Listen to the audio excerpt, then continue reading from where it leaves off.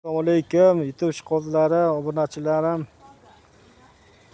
Mana bugun juma kunlari, ular ayom kuni video qilyapman. Shu 10 yo 8 yo 10 mart kunlari Onasini olib tashlayman Sho'rat aka. mahallada kichkina paymat yong'oq qilganmiz. Hozir keluvdi bir ko'hlab qopti. Mana bir syomka qilyapman. Mana sekin.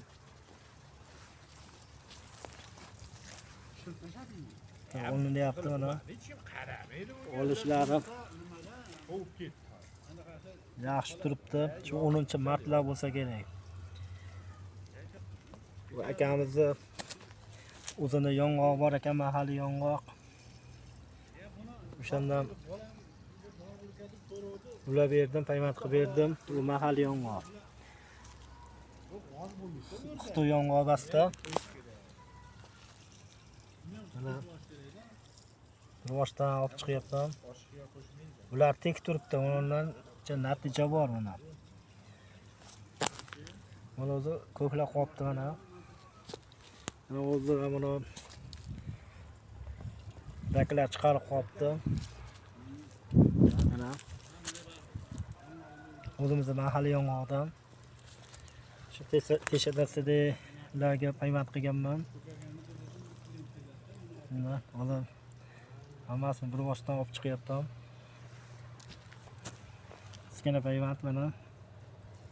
Uchko'prik tumani Bakovul degan qishlog'i bor. Yonimizda kanal haqida. Jo'rab akani yong'oqi bu. Jo'rab akani yong'oqi.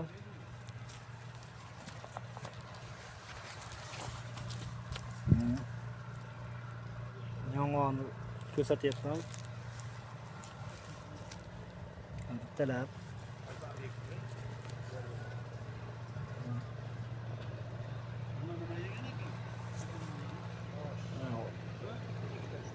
Bugun 4-mart bo'lsa kerak.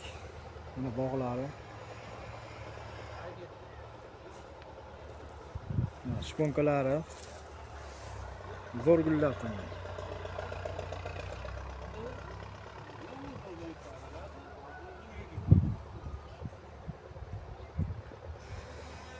Mana bog'lari. Buni adini qavun, buni bu dvorida bu. Qurutib talqon qilib yesa dor ekan. Mana ko'klab qolibdi. Bular bir video qilib chiqarib qo'yapman, bir 3 minut, 4 minutlik video qilib. E'tiborlaring uchun rahmat, obuna bosib, layklarni bosib turaverasizlar. Bo'lsa mana bir chiqaramiz. Lak chiqarib qo'ygan. Ana ular hammadan beri turibdi lekin. Shu kichkinalarni olish qiyinroq bo'ladi-da.